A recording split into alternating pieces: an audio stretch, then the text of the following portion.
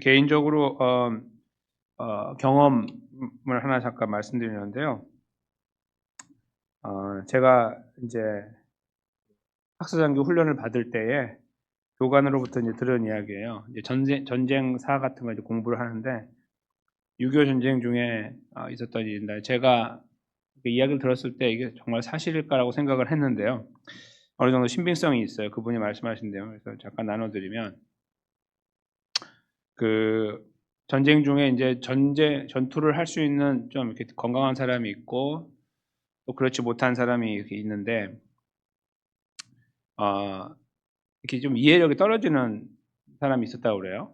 그래서 중대장 이렇게 보고, 저 친구는 전투에 데려가자니 가서 잘못하면 금방 죽을 거고, 남겨놓자니 그래서 이제 후방 쪽에 어떤 이제 그 방어를 하는 전투였는데, 방어전 전방에는 전투할 수 있는 병력을 쫙 배치하고 후방에 이렇게 올라올 수 있는 약간 절벽 같은 데인데 기어 올라오면은 본인들의 뒤가 문제가 되는 그런 곳이 있었대요. 그래서 그 이제 약간 부족한 친구를 거기다 딱 앉혀놓고 수류탄을 줬어요. 한 10발인가 이렇게 주고, 너는 여기서 1시간에 하나씩 밤에 던지라고 그랬다는 거예요. 아래다가 하나 해서 그냥 1시간 시간 보고 있다가 그냥 그것만 하라고, 아무것도 하지 말고.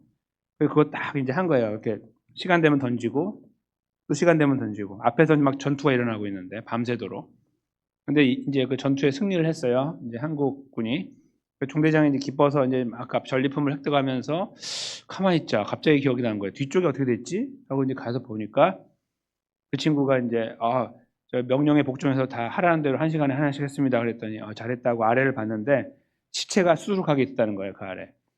그러니까 그 북한군이 거기서 이제 기어 올라오는 거예요. 이렇게 돌아서 오는 거죠. 뒤쪽으로 돌아서 올라와서 치려고 했는데, 그래서 앞쪽에 오히려 병력이 약하고 뒤쪽으로 많이 왔는데 수류탄을 던지니까 올라오다가 죽잖아요.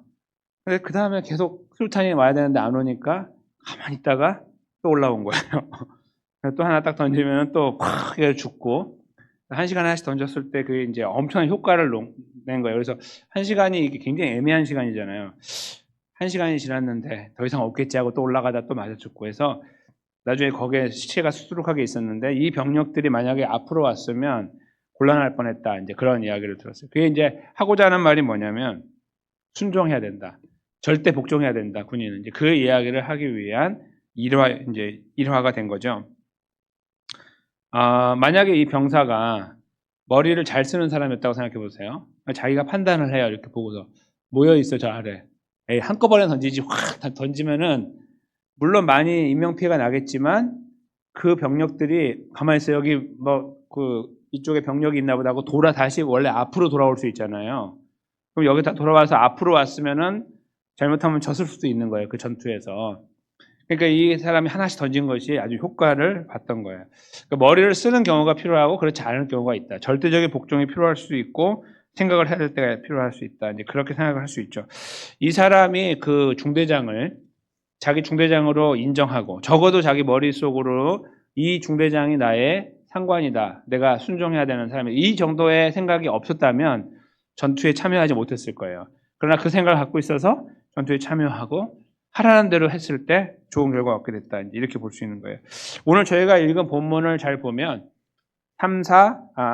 5, 6, 7, 8, 90 이렇게 세트로 되어 있는데요. 이 세트마다 하나의 명령과 그리고 결과가 주어져요. 이렇게 해라, 이렇게 된다. 이렇게 해라, 이렇게 된다. 이렇게 해라, 이렇게 세 가지로 나와 있는데, 그걸 저희가 요약하면 여호와 하나님을 인정하라, 이렇게 이제 저희가 요약할 수 있어요. 근데 인정한다는 말은 저희가 이제 오늘 여기서 읽어서 아시겠지만 결국 순종으로 이어진다, 이렇게 볼 수 있는데요.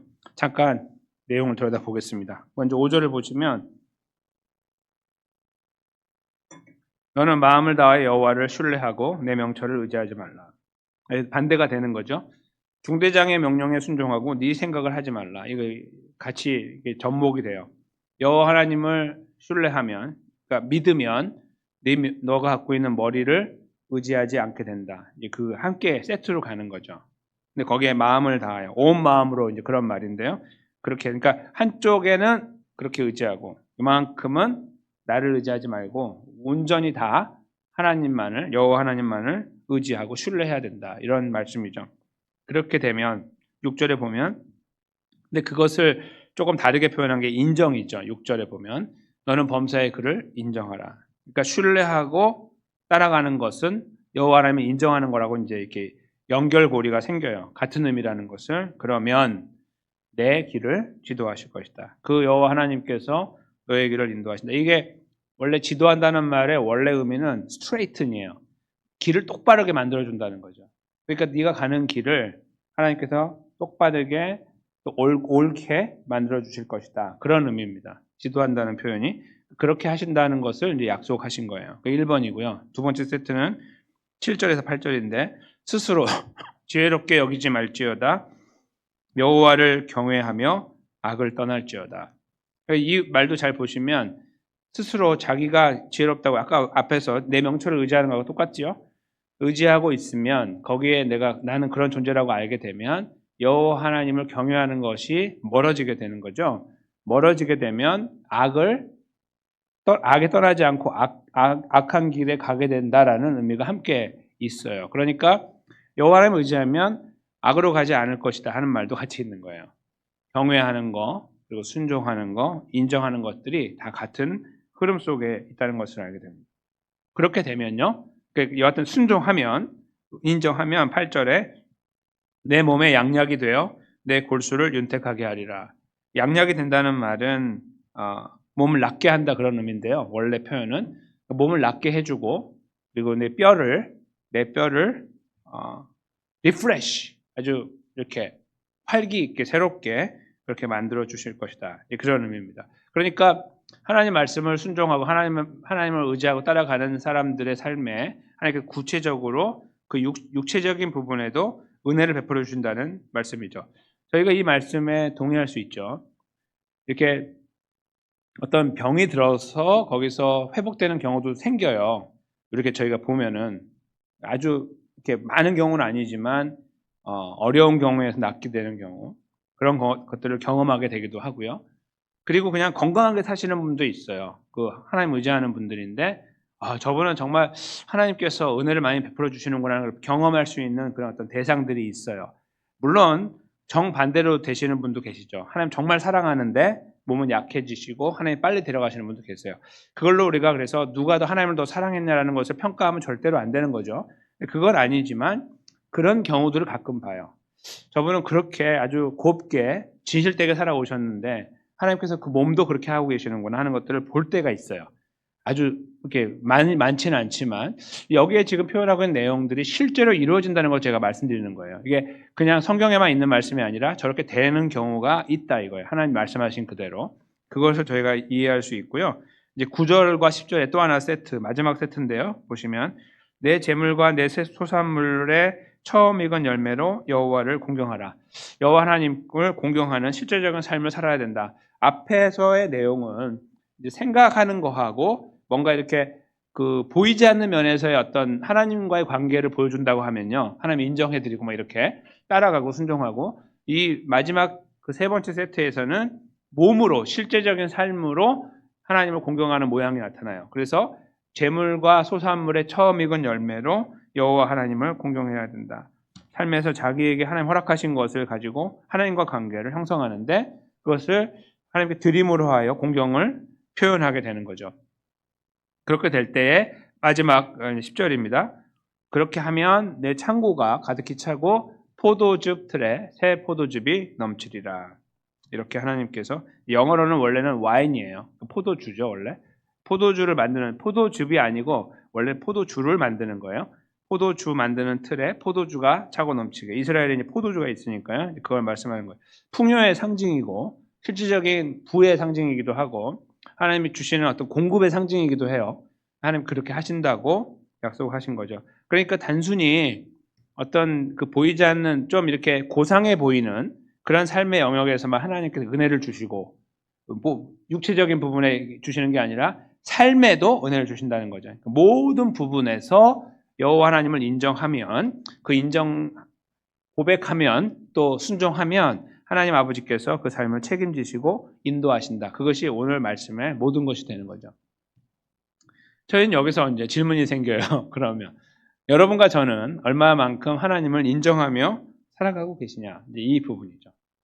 그러니까 저희가 생각하는 것처럼 이 말씀이 정말 그렇다고 하면 여기 적혀 있고 우리가 지금 이해한 그대로 우리 삶이 진행되고 있느냐 하는 질문이에요. 이 질문은 그냥 단순히 표면적인 질문이 아니에요. 그냥 당연히 우리는 그리스도인데 그렇게 하죠라는 그런 답은 필요가 없는 답이죠.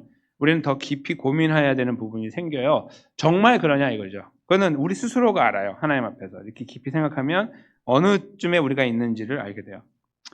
그래서 그 생각에 하다 보면 어떤 결론에 도달하게 되냐면 우리가 그렇게 완전하지 않다는 거고, 그러니까 저렇게 인정하는 것이 이렇게 뭐 한 반 정도 아니면 반도 안 되는 경우 아니면 조금 넘는 경우 여기에 왔다 갔다 하는 거, 그런 경우를 우리가 이제 스스로 이제 판단하게 돼요. 그러면 이제 그 다음에 생각하는 것은 우리 삶이 어떠하냐 이거예요. 우리가 지금 여기서 표현하고 있는 것처럼 하나님과의 관계와 육체적인 문제와 살아가는 삶의 현장에서 우리가 굉장히 궁핍하게 살아가고 있느냐, 무너져 내려가고 있느냐, 주저앉고 있느냐. 아까 잠깐 말씀드린 것처럼 하나님을 경외하지만 그런 경우가 생길 수가 있어요. 제가 볼 때는 그런 경우가 더 많아요. 우리가 발견하게 되는 건. 어렵고 힘들게 걸어가시는 분들이 많다고요. 그럼에도 불구하고 우리 삶을 한번 체크해 봤을 때 나는 하나님 앞에서 어떤 은혜를 경험하고 살고 있는가를 헤아려 보게 되는 거예요. 우리가 살아가는데 정말 궁핍해가지고 목구멍에 거미줄이 생길 정도의 어려운 시간들을 지나가고 있는가, 육체적으로 또 환경적으로 어떠한가, 이런 것들을 잠깐 떠올려 보는 거예요. 근데 그 떠올려 봄을 우리가 하는 이유는요, 하나님께서 그렇지 않게 우리를 붙잡고 계신다는 이 아이러니한 사실이 드러나기 때문이에요. 돌아보면 하나님 인정하고 잘 살아가고 있지 않는 부분들이 있는데 오늘 본문에서 표현하고 계신 것들이 우리 삶에서 어느 정도 이렇게 갖추어져 있는 것을 경험하게 될 때가 있다는 거예요. 늘 그렇지 않아도 어떤 부분은 정말 풍성하게, 어떤 부분은 좀 그렇지 않지만 여하튼 우리 삶을 지탱하고 있는 하나님 아버지를 경험하게 될 때가 있어요. 모순이죠. 그렇죠? 그러니까 왜냐하면 여기서는 그렇게 해야 된다, 전적으로 해야 된다라고 말씀하시거든요. 근데 우리는 전적으로 하지 않는데 지탱되고 있는 것들을 보게 돼요. 하나님 이렇게 붙잡아주고 인도하고 이렇게 회복하시고. 이게 어디서 온 거죠? 그냥 은혜라고 표현하기에는 너무 얄팍한 거죠. 말씀을 깊이 생각하면서 볼 때는 그냥 은혜로 덮어버려. 은혜로 확 덮어버려서 설명 안 되니까 다 은혜라고 해버려. 그러면 안 돼요. 이게 어떻게 이게 이루어졌을지를 생각해야 되는 거예요. 그냥 하나님이 눈 딱 감아주는 건가? 그런 것이 아니죠. 우리는 여기에서 예수님을 만나는 거예요. 예수님 때문이구나를 알게 되는 거죠. 즉 우리가 하나님 아버지를 잘 인정해 드림으로 하여 여기까지 하나님 은혜 가운데 걸어왔던 것이 아니라 하나님은 그렇게 주신 것이 아니에요. 이유가 있고 조건이 있거든요. 그것은 우리 대신에 여호와 하나님을 인정하시는 자리에 우리 예수님께서 서 계셨기 때문이라는 거예요. 여러분과 제가 잘 아는 겟세마네 기도가 바로 그 과정, 정점이죠. 하나님을 인정해 오셨던 예수님께서 사람들 앞에서 하나님을 아버지로 인정해 드리면서 오셨어요. 어떤 기적을 일으키실 때 늘 그런 건 아니지만 아버지께 요청하는 이런 모양들을 일부러 이루어 가셨어요. 하나님과 본인을 이렇게 구별하고 있는 그런 과정을 지나가면서 하나님 아버지를 계속 인정해 드리는 걸음을 걸어오셨거든요. 근데 그 정점이 바로 겟세마네 기도였죠. 여러분과 제가 잘 아는 겟세마네 기도에서 이 잔을 내게서 옮겨 주십시오라고 표현했죠. 얼마 스크린에 지금 제가 심어 넣었던 거하고 좀 안 나오는 것 같은데요. 제가 그냥 읽어 드리겠습니다. 마태복음 26장 39절인데요. 조금 나아가사 얼굴을 땅에 대시고 엎드려 기도하여 이르시되 내 아버지여, 만일 할만하시거든 이 잔을 내게서 지나가게 하옵소서. 그러나 나의 원대로 맛이 없고 아버지의 원대로 하옵소서 하시고, 예수님께서 겟세마네에서 밤이 맞도록 기도하셨던 과정을 저희가 잘 알고 있습니다. 땀이 핏방울이 될 정도로 기도하셨다고 하는 내용도 알고 있습니다. 근데 그렇게 간절한 기도의 내용은 할만하시거든 이 잔을 내게서 옮겨가게 하십시오. 지나가게 하옵소서라는 내용이었죠. 그러니까 예수님의 갈망을 강하게 표현하고 있는 내용입니다. 근데 그것은 예수님께서 십자가를 지시지 않겠다는 뜻이 아니라 예수님이 갖고 계신 인간 예수로서의 죽음 앞에, 그 고난 앞에서의 절규라고 볼 수 있는 거예요. 너무 솔직한 거죠. 이게 맞는 거예요. 이렇지 않으면 예수님은 사람이 아닌 거예요. 그냥 형식적인 사람인 거지 진짜 사람이 아니에요. 히브리서 말씀처럼 우리의 연약함을 체휼한 분이 아닌 거죠. 예수님 그걸 체휼하셨기 때문에 겟세마네에서 이렇게 절규할 수밖에 없는 거예요. 이게 진짜 하나님이시고 100% 하나님이시고 100% 사람이라는 것을 온전하게 드러내고 계시는 거예요. 근데 그 마지막에 그럼에도 불구하고 나의 원대로 마옵시고 아버지의 원대로 하옵소서. 이것이 하나님이 인정하는 거예요. 하나님을 인정해 드리는 거고 순종하겠다는 말씀이고 따라가겠다는 말씀이에요. 하나님을 경외하겠다는 말씀이고 오늘 본문에서 저희들에게 말씀하고 계시는 이 내용 그대로를 그 조건적인 면을 예수님께서 다 담당하셨어요. 그리고 그 결과가 십자가와 부활이었죠. 특별히 고난의 자리였던 예수님의 십자가가 그 현장이었습니다. 그러니까 말씀으로 하고 멋진 말씀을 드리고 끝난 것이 아니라 하신 말씀 그대로 예수님이 그 길을 걸어가신 거예요.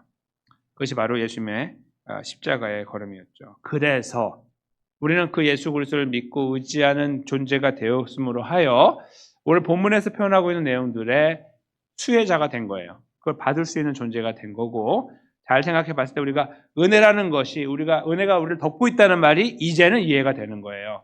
그냥 무작정 덮어주는 것이 아니라 예수님 때문에 이 말씀은 무효화된 것이 아니라 예수님 때문에 다 이루어진 거예요. 우리는 그 예수님 안에서 하나님이 인정하는 예수님 안에서 우리는 계속해서 인정하는 삶에 대한 생각들을 하며 걸어가게 된 거죠. 바로 이 말씀을 저희가 이해할 수 있을 때 우리 안에 큰 감사가 있을 뿐만 아니라 다시 한번 아버지를 의지하고 기도하는 자리에 나아갈 수 있는 용기를 얻게 돼요. 우리에게는 아무것도 없습니다. 생각할 것도 없고 하나님 인정하는 것도 우리가 얼마큼 하는지를 조건으로 삼아서 아버지께 요청할 것이 하나도 없어요. 우리는 바로 이 시간에 우리가 지금까지 의지하고 걸어왔던 우리의 구원자 예수 그리스도를 다시 바라보고 그 예수님의 이름을 힘입어 하나님 앞에 담대하게 나아가는 겁니다. 다시 한번 하나님을 신뢰하고 여기서 인정하고 고백하고 순종하고 걸어가는 길을 기도하게 될 것이고 그리고 그 기도의 자리에서 우리가 삶에서 지금 만나는 여러 가지 일들 기도의 제목이라고 표현하고 있는 우리를 때로는 힘들게 만들고 급하게 만들고 어렵게 만드는 상황들조차도 모두 다 이렇게 보따리로 싸서 우리 아버지 하나님께 올려드릴 수 있는 것입니다. 우리가 근거가 되지 아니하고 우리의 구원자 예수님께서 근거가 되시고 영원히 우리의 근거가 되신 예수님 위해서 우리는 다시 한번 기도의 자리에 나아갈 수 있습니다. 여기 계신 모든 분들 저를 포함하여 오늘 기도에 참된 근거 되신 예수님을 묵묵히 바라보시면서 힘을 다하여 우리의 모든 기도의 제목들 올려드리면서 또 하루의 걸음을 시작할 뿐만 아니라 한 주의 걸음을 복되고 아름답게 마무리하시는 복되고 아름다운 주의 백성들 되시기를 예수님의 이름으로 간절히 축원합니다.